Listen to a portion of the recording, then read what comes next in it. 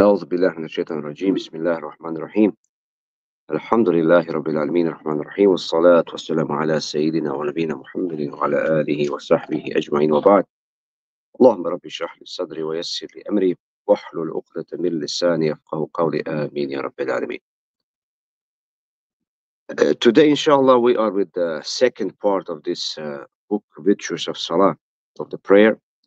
In the first part we talk about the warnings of Prophet ﷺ for those who are negligent or who are not praying, a severe punishment that they will face, and so on.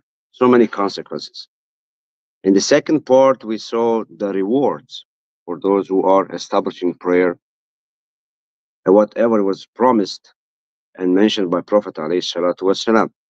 And today, we're talking about the importance of Jama'ah. Jama'ah means people together, right? That's why it's called Jamia. Jamia is we're collecting the people. They got coming together. And that is very important for us as well. So in the first hadith, we mentioned this hadith a couple times, but we'll remind ourselves, looks like many of us, many of the Muslims, they don't hear this hadith. So we have to repeat. It says, عن ابن عمر رضي الله عنه وعن أبيه أن رسول الله صلى الله عليه وسلم قال صلاة الجماعة أفضل من صلاة الفذ ب27 درجة وفي الرواية ب25 درجة. Abdullah ibn Umar, the son of Umar ibn Khattab, radiallahu anhuma, he narrates that the Prophet ﷺ said, the prayer with Jama'ah in the mosque together is a 27 times superior to the prayer performed individually. In the summary riwayat says 25 times. This narration said 27. So if you pray at home 27 times, still you will not get reward of those who pray once in the mosque. So you pray for 27 times Fajr prayer, Fard, 27 times, you cannot reach the reward of those who prayed in Jama'ah. Just a little bit of effort, huge reward. That's why the Prophet ﷺ mentioned in other hadiths how the first generation, and here is important thing because everything opens something else beside what I'm trying to mention about hadith. The first generation, when we compare, it's like who fights for religion, they know to appreciate their religion. But when somebody inherited religion, like in our days, we inherit religion. Do we know the values? It says, do not buy house from the builder. Buy the house from somebody who inherited it. From sons, daughters, they don't know the value of house. Because they don't know what it means to put effort to build something. So just wait for somebody to inherit it and then just buy it because you get it cheap. So same thing for the religion. When we inherit it, it's so weak. And you tell me I'm wrong. Prove me. So inherit is not enough. We have to work for it. So once you know the values, then you take it seriously. So that is why the first generation, they used to rush. They used to like compete to come. It's not easy. It's not easy. Nobody says it's easy, but all that is effort. That is jihad. And jihad is not the battle doors with the guns. No, that's something else. That's called the wars. It's a holy war. No, there's nothing in Islam called holy war. That is impossible. It does not exist. That is something from outside. Somebody's trying to put to make equal like crusaders and all this. So that's not ours. That's not our terminology. There's nothing in Islam something called holy war. It's called jihad, and jihad is in general to fight yourself. That is the greatest jihad. Even the Prophet said, So you know how it is when you miss one Fajr, the second one is, third one, hey, it's okay, I can pray home as well.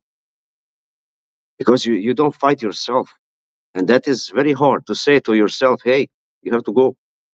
It's time. The bigger reward the Prophet promised.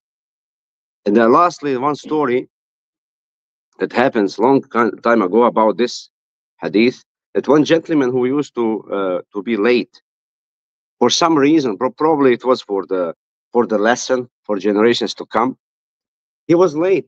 He never missed the Fajr prayer in the Jama'ah, but for some reason, Qaddarullah, wa ma sha fa'al, that was decree of Allah subhanahu wa ta'ala, that was Salih al-Wali.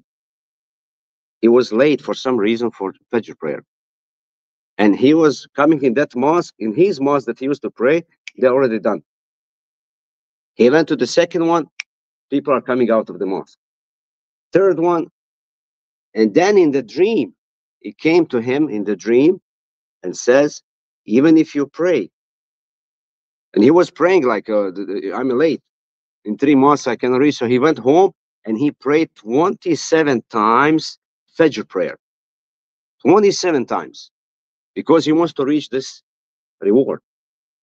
That night, in dream, angel came to him and told him, or he saw his friends, or in dream, like they are on the horses, so they are in front of him, and he's trying to, ride after them, and they say, "You don't worry, you cannot reach us whatsoever, because you are late for the Fajr. Even if you pray 27 times, still the reward will not get it." Same thing like when we talk about this in Ramadan, right? Somebody misses day of Ramadan. Yes, we're supposed to make it up, but do we get the same reward as in Ramadan?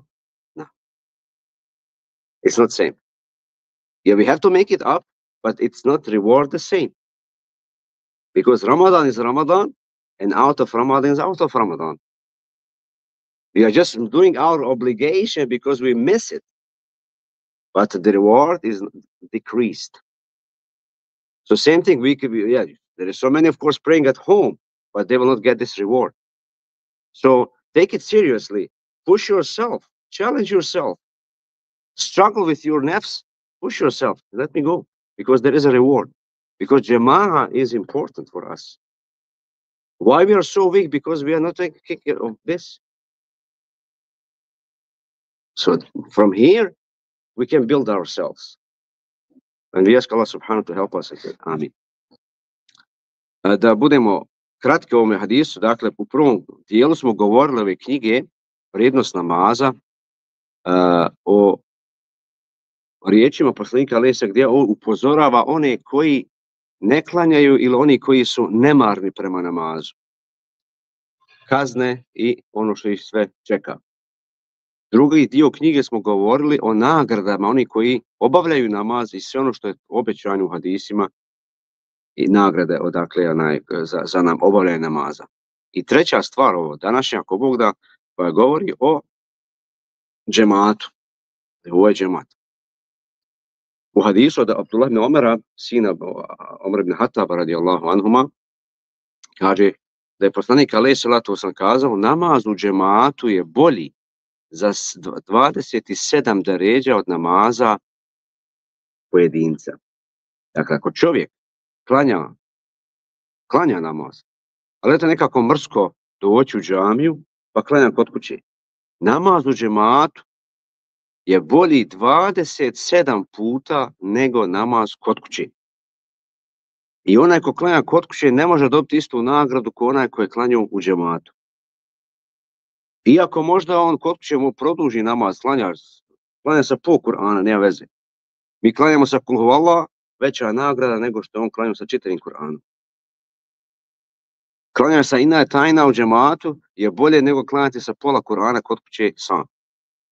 Zato što je veća nagrada. Zato držimo se džemata i Allah, poslanik alejhi salatu vesselam kaže, jedu Allahi ma'al džema'a. Allah je na strani džemata. Sa zajednicom.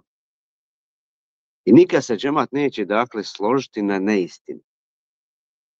Molimo Allaha dželešanu da budemo, dakle, za trud nagrađeni. Amin ya rabbal alamin. Assalamu alaikum wa rahmatullah.